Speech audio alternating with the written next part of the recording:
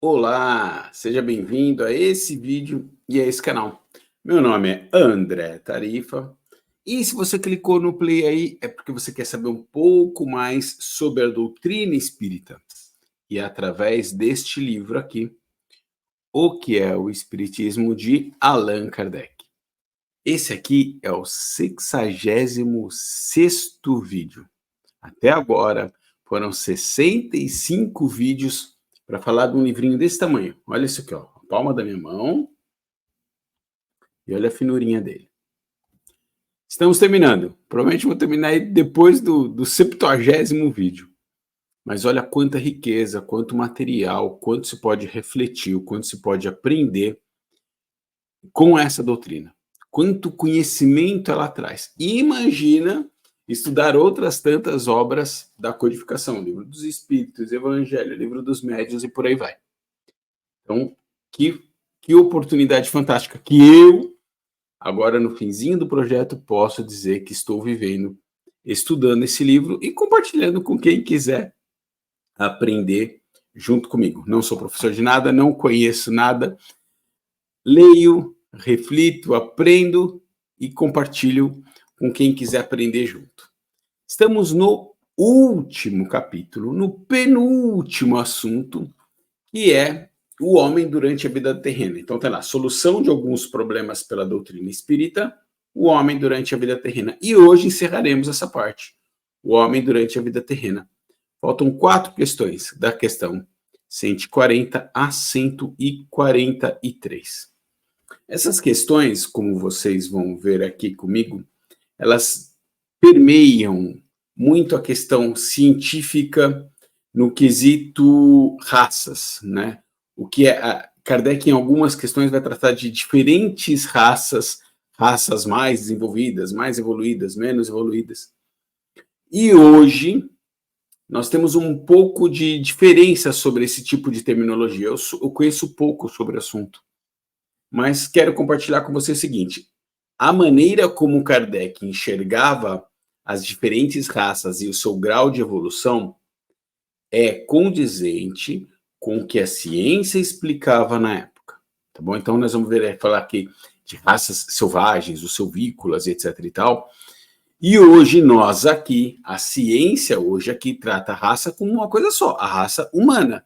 O meu DNA é igual de um índio, igual de alguém que mora no Oriente, de alguém que mora na Austrália, de uma aldeia isolada em qualquer canto do mundo, na África, em qualquer canto. Eu sou um ser humano e cada um desses seres humanos que vivem no planeta formam a mesma raça, a raça humana.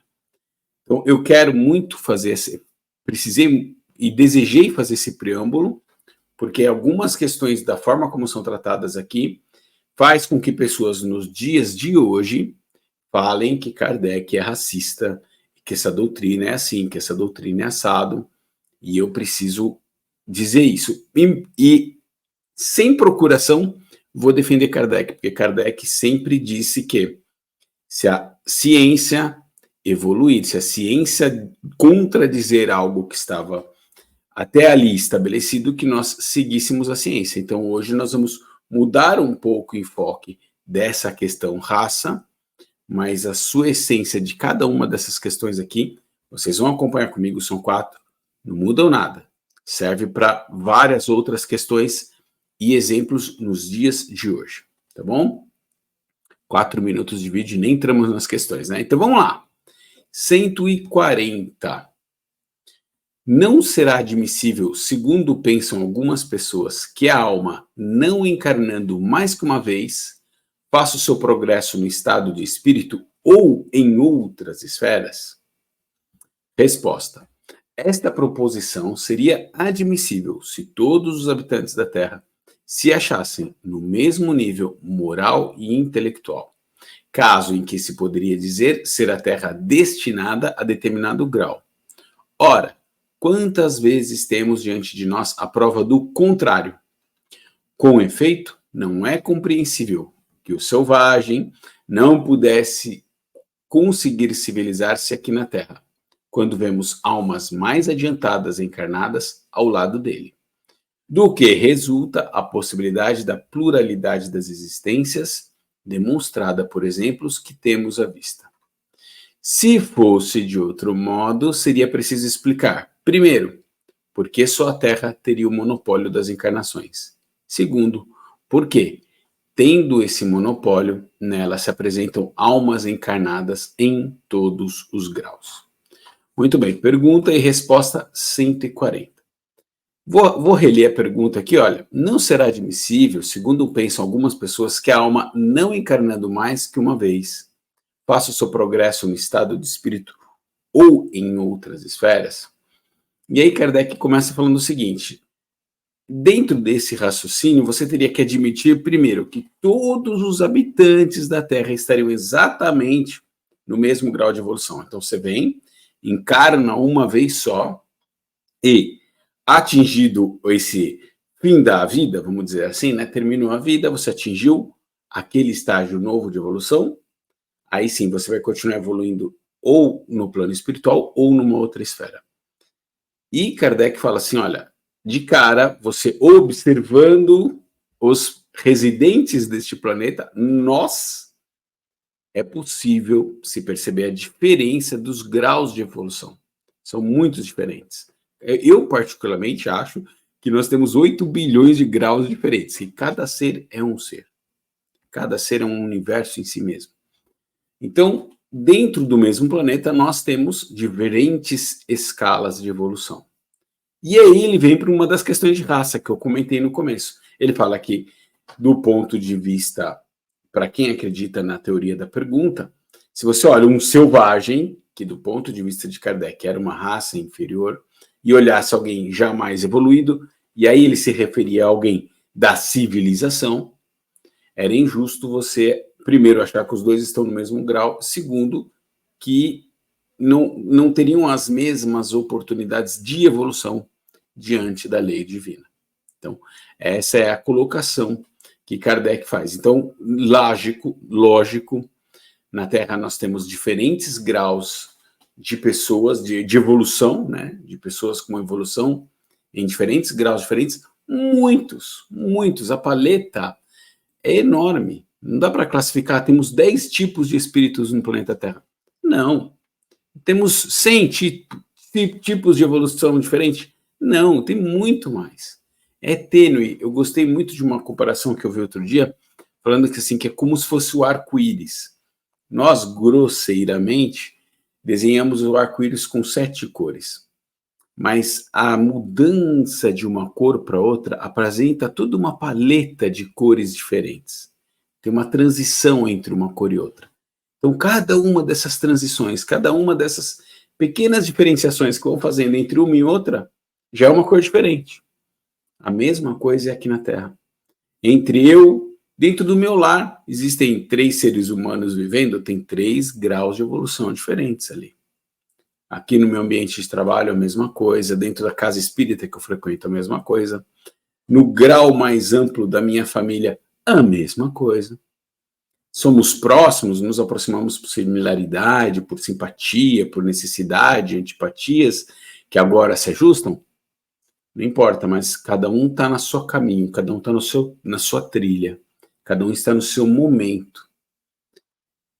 E isso Kardec traz dessa maneira. Então, existe uma forma de evoluir no mundo espiritual? Claro que nós continuamos aprendendo no mundo espiritual. E eu vou usar uma outra terminologia aplicada ao futebol, e que um palestrante espírita usou outro dia, eu gostei muito, que ele falou assim, olha, mas treino é treino e jogo é jogo. Então, lá no plano espiritual, a gente treina, a gente aprende muita coisa, a gente se prepara para vir para o planeta e jogar o jogo. É isso. Seja aqui no planeta Terra, seja em outro planeta. Então, dentro da Terra, várias pessoas de diferentes graus diferentes de evolução, independente do que Kardec chama neste momento de raças. Então, vamos pegar todos os seres humanos, por isso que se aplica. Não precisa nem falar a raça tal é menos evoluída que a raça tal. Não precisamos disso. Temos 8 bilhões de pessoas encarnadas e muito provavelmente 8 bilhões de pessoas em estágios diferentes de evolução. Então, o teor, a essência da questão se aplica da mesma forma. Não precisamos mais falar de raças, vamos conversar sobre seres humanos e a resposta e pergunta servem perfeitamente para os dias de hoje. Então, vamos continuando aqui com Kardec. Se fosse de outro modo, ele fala no final, né, precisaríamos explicar por que só a Terra teria o monopólio das encarnações e porque, tendo ela esse monopólio, teria tantas almas de diferentes graus encarnadas, né? Vamos para 141. Porque, no meio das sociedades civilizadas, se mostram seres de ferocidade comparável a dos mais bárbaros selvagens. Porque, no meio das sociedades civilizadas, se mostram seres de ferocidade comparável às dos mais bárbaros selvagens. Vamos para a resposta, que é muito legal também. São espíritos muito inferiores, saídos das raças bárbaras, que experimentam reencarnar em um meio que não é o seu, e onde estão deslocados, como estaria um rústico colocado de repente numa cidade adiantada. Observação. Não é possível admitir-se, sem negar a Deus os atributos de bondade e justiça, que a alma do criminoso endurecido tenha, na vida atual, o mesmo ponto de partida que a de um homem cheio de virtudes. Se a alma não é anterior ao corpo, a do criminoso e a do homem de bem são tão novas uma como a outra? Por que razão, então, uma delas é boa e outra é má? Vamos lá, e aí termina a questão. Gente, de novo, eu vou extrair daqui a condição da raça, aqui ele nem fala tanto em raça, né? Ele fala de seres civilizados e seres bárbaros. Muito bem, temos diferenças, reiterando o que eu tinha dito antes, diferentes graus de evolução. Existem, e eu vou trazer para um núcleo bem menor, que eu acho que fica mais fácil de todo mundo entender. Eu sou filho do meu pai e da minha mãe, naturalmente, e eles tiveram 4 filhos. Então, 4 filhos. Como costumam dizer por aí, a mão tem 5 dedos e um diferente do outro. Meus pais tiveram 4 filhos e não podia ser um mais diferente que o outro. Eu até já usei esse exemplo num vídeo passado. É a mesma coisa. Às vezes, num núcleo familiar pequeno, mas dentro de outras sociedades maiores, dentro da escola, dentro da casa espírita, dentro do ambiente de trabalho, dentro de uma cidade, dentro de um estado, e assim nós vamos crescendo, existem muitas diferenças. E eu vou me recordar aqui do texto que está no Evangelho segundo o Espiritismo, será que eu marquei ele aqui? Está aqui, ó, Ingratidão dos Filhos e os Laços de Família. Está lá no Evangelho segundo o Espiritismo. Esse texto é de Santo Agostinho. Uma delícia de texto, Explica muito bem o processo de reencarnação, dos reajustes entre os espíritos dentro do ambiente familiar. E dos pequenos trechos que tem, o texto é um pouco mais longo, mas tem um pequeno trecho lá, que explica a diferença, às vezes, de um filho muito, muito acentuada em consideração aos demais. E como é que ele explica isso? Um grupo familiar harmonioso, amoroso, simpático entre si, aceita receber no seu meio um espírito que precisa aprender aqueles valores. Então vamos lá. Eu, meu pai, minha mãe, mais 2 irmãos, de repente recebemos uma quarta filho ali que destoa muito de todos os demais. Vamos brincar, né, que é aquela ovelhinha desgarrada. Antes a gente podia falar ovelha negra, né, agora precisa tomar um pouco de cuidado com o linguajar e eu estou aprendendo isso. Então é aquela ovelhinha desgarrada que foi colocado no meio de um núcleo familiar onde ela não é simpática aos demais membros da família. E aí ela está lá para aprender os nossos valores, a nossa amorosidade, aquilo que nós temos, como que num processo pedagógico. Assim é com as sociedades. Então qual foi a pergunta de Kardec? Vou buscar aqui de novo. Porque no meio de sociedades civilizadas se mostram homens de ferocidade comparável ao dos homens selvagens. Ora, porque esse espírito precisa reencarnar num meio civilizado para que ele comece a adquirir aqueles novos hábitos, para que ele também cresça, para que ele também aprenda, para que ele se transforme a partir do meio que ele vive. É assim. Por isso que você vai ter, e aí o último exemplo que ele usa é um homem de bem e um homem mau, um assassino, um criminoso. Se nós partíssemos do princípio de que ambos nascem como espírito naquela encarnação, você não tem como explicar por que um é bom e outro é mau. Se você parte do princípio de que são almas que vêm de sucessivas encarnações passadas, cada um foi fazendo as suas escolhas, cada um foi trilhando o seu caminho, um desenvolveu mais virtudes, outro não desenvolveu tantas virtudes, você vê a diferença agora. Então, naquele meio social mais civilizado, surge dentro dele um outro ser feroz, bárbaro, um criminoso, seja lá o que for. Mas ele está lá para crescer, para aprender junto com todos os outros, né? Devagarzinho, dentro do processo, dentro dessa sabedoria de leis divinas que é pouco compreensível para nós, muito pouco compreensível, basta saber que são justas, que são perfeitas, que são harmoniosas, divinas, né? E são perfeitas justamente porque vêm do perfeito. Então basta entender isso. Certo? Sigamos aqui, 140, 142, 143. Como progridem e como de... Opa, não. Eu fiz a 140, 141, vamos para 142, estava pulando uma. De onde vem o caráter distintivo dos povos? Olha lá de novo a questão de povo. São espíritos que têm mais ou menos os mesmos gostos e inclinações, que encarnam em um meio simpático e muitas vezes no mesmo meio em que podem satisfazer as suas inclinações. Pergunta curta, resposta curta. 142, vou repetir, hein? De onde vem o caráter distintivo dos povos? Resposta.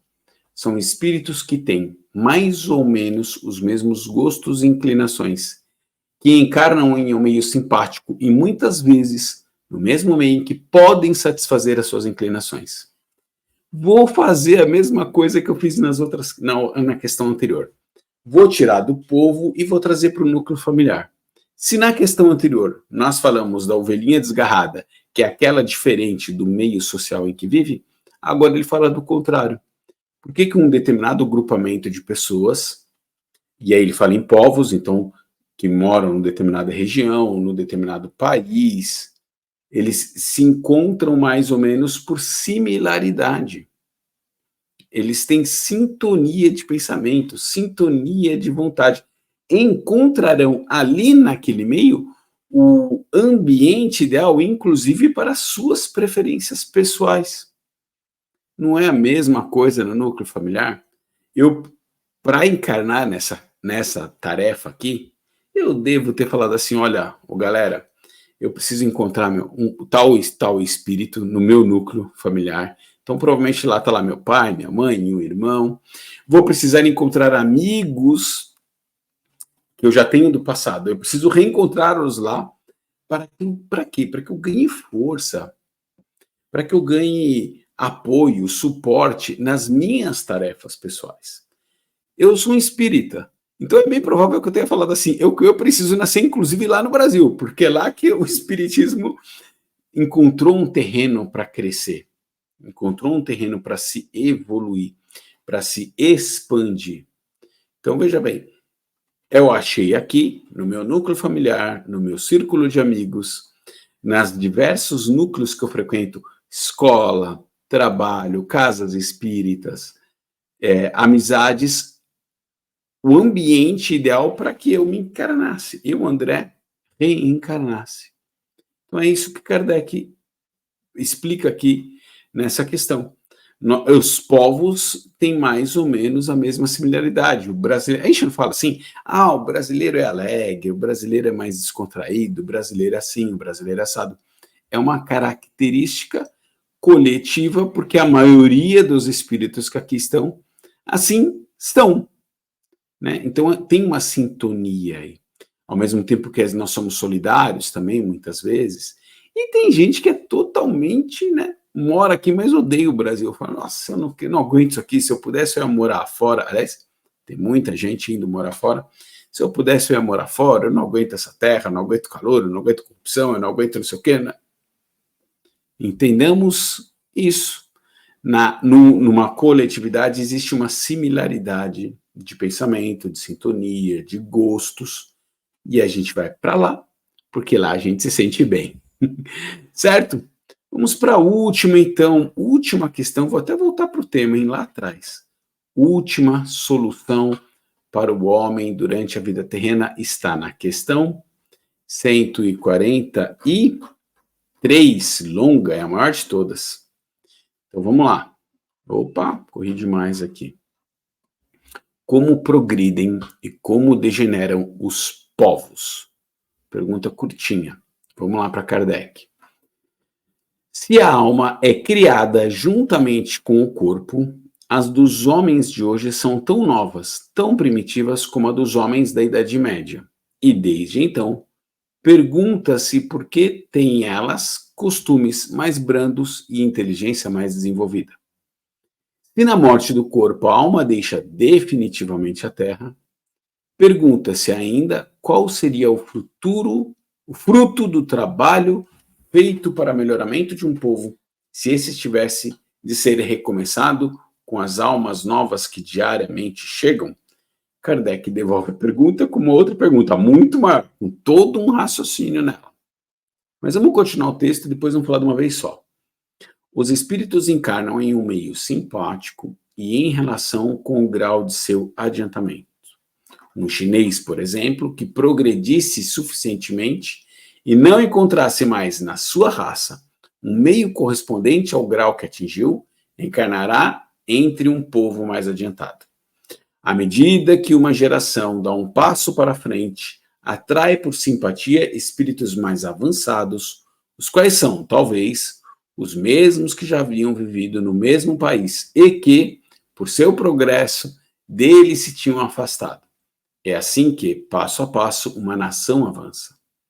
Se a maioria dos seus novos habitantes fosse da natureza inferior e os antigos emigrassem diariamente e não mais descessem a um meio inferior, o povo acabaria por degenerar e, afinal, por extinguir-se.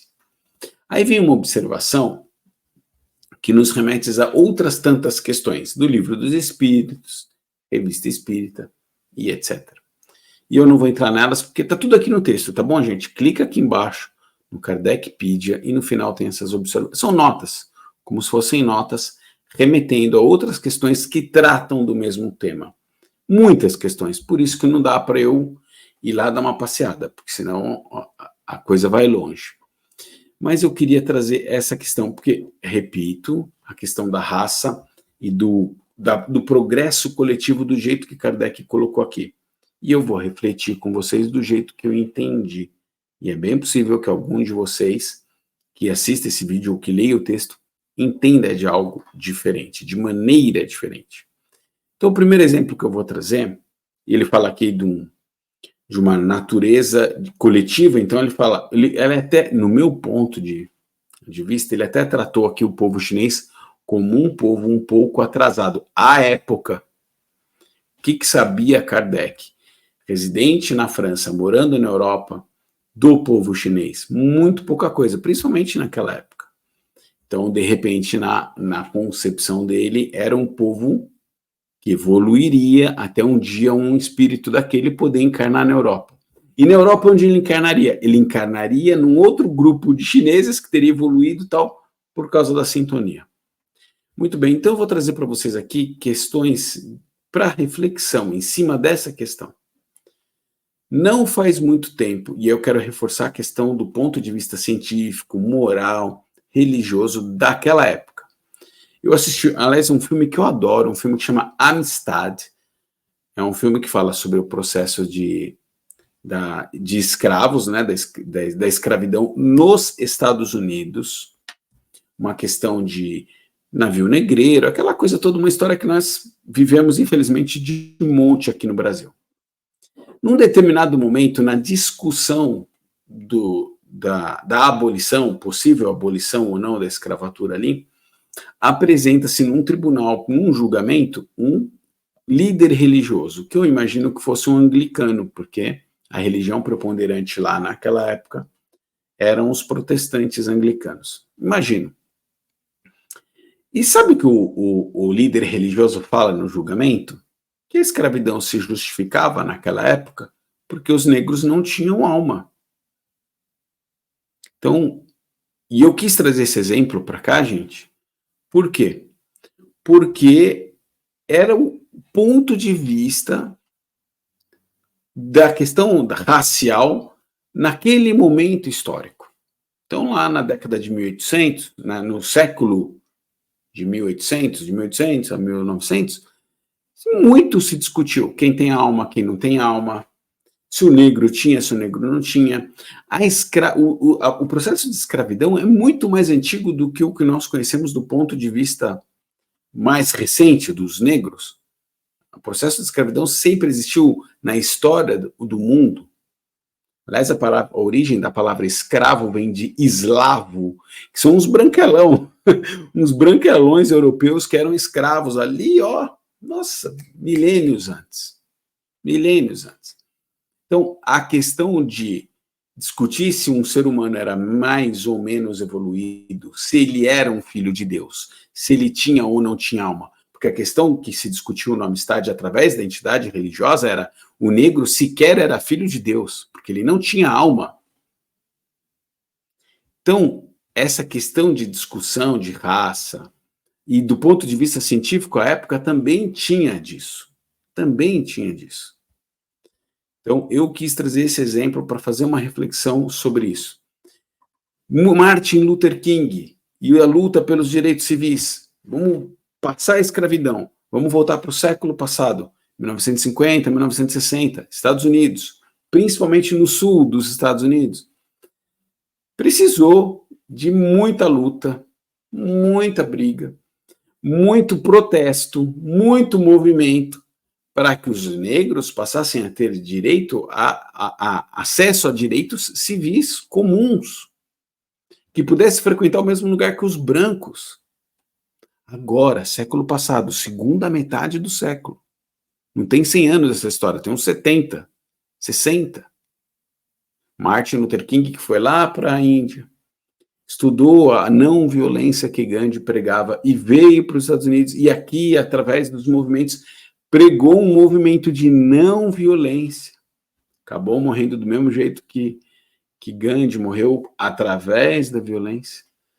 Então, ainda agora, recentemente, discutiu-se diferenças de direitos com base na raça, na cor da pele. Vamos trazer ainda questões desse século passado, porque tudo que Kardec trouxe até agora, estávamos falando entre 1800 e 1900, certo? Quanto tempo nós temos aqui no Brasil onde as mulheres votam? Também, muito pouco tempo as mulheres votam. As mulheres não podiam votar. Diferenças religiosas. Nós estamos vivendo um momento, de novo, infelizmente, de guerras e de ataques entre povos, entre países, movido por questões religiosas, lá na origem, lá na sua base. Por quê? Porque um acredita que é melhor que o outro. Um acha que é o povo escolhido, o outro acha que é isso, que é aquilo, o outro briga pelo direito da terra. Nós, cristãos, estamos aqui, em vez de vibrar pela paz, estamos escolhendo lado. Infelizmente, eu vejo isso todo santo dia em grupos religiosos, em grupos de estudo de doutrina espírita nas redes sociais. Em vez de nós estarmos vibrando pela paz, torcermos pela paz, torcemos pelo lado A ou pelo lado B. Não está dentro disso, escondidinho ali, nos nossos defeitos, um julgamento de achar que alguém é melhor ou pior por conta da religião, por conta da opção política, por conta do seu histórico recente de viver assim, de viver assado, de ataque ou de não. Então, eu queria trazer essa reflexão para o final. Normalmente esse vídeo não é um vídeo com reflexões, né? É um vídeo de estudo, de instrução, de aprendizado. Mas como essas questões finais dos problemas do homem na Terra trazem questões que hoje justificam que algumas pessoas ataquem a doutrina espírita e Allan Kardec por conta dessas diferenças, dessas interpretações, como se Kardec tivesse falado nos dias de hoje o que ele falou 160 anos atrás, mais de 160 anos atrás, é muito injusto. Então, eu me senti no direito, ou no dever, eu nem sei se é mais um dever, de desenvolver essa defesa das palavras que foram ditas, mas repito, se você pegar a essência de cada uma dessas 4 questões e aplicar hoje para outras tantas diferenças entre pessoas, povos, dividindo em grupos étnicos por religião, cor, opção política, ou seja lá o que você quiser, a pergunta e a resposta serve para tudo. Serve para questões familiares e servem para todas essas diferenças que nós, seres humanos, pobres intelectualmente, mais pobres ainda moralmente, vamos lá e rotulamos nas pessoas. Fulano é assim, cicrano é assado, tal povo é assim, tal povo é assado, e por aí vai. Então, se permita, peço perdão para quem esperava apenas pura instrução, mas eu acho que essas questões suscitaram a reflexão, que deve ser trazida para os dias de hoje, porque são ainda muito necessárias. Muito necessárias. E assim, nós encerramos esta parte do livro O que é o Espiritismo, vídeo número 66. Gente, eu repito, olha a finura do livro, olha o tamanho dele. E já foram 65 vídeos, 66 com esse, para extrair conhecimento, para extrair instrução daquilo que eu muito, muito pobremente consigo interpretar. Espero que alguém aproveite muito melhor do que eu essa literatura. Deixo aqui o link, as referências são públicas aí dos filmes, dos vídeos, quando eventualmente coloco. E sigamos juntos, porque ainda falta o último item, que é agora a solução dos homens após a morte, dos problemas dos homens após a morte. Então, teremos lá aí mais pelo menos uns 4 a 6 vídeos para encerrarmos o livro. Tá bom? Beijo enorme no coração de quem fica, gratidão enorme pela paciência. Também vou deixar disponível aqui um link de estudo do Livro dos Espíritos. Com a graça de Deus, existem 2 trabalhos que eu estou acompanhando muito de perto, porque tenho a oportunidade de cooperar na organização deles, e um que já está um pouquinho adiantado, e um que está começando agora, essa semana. Então fica para a gente aprofundar ainda mais. É na luz da instrução que nós vamos acabar com a treva da nossa ignorância. Beijo no coração de quem fica, gratidão pela paciência e até o próximo.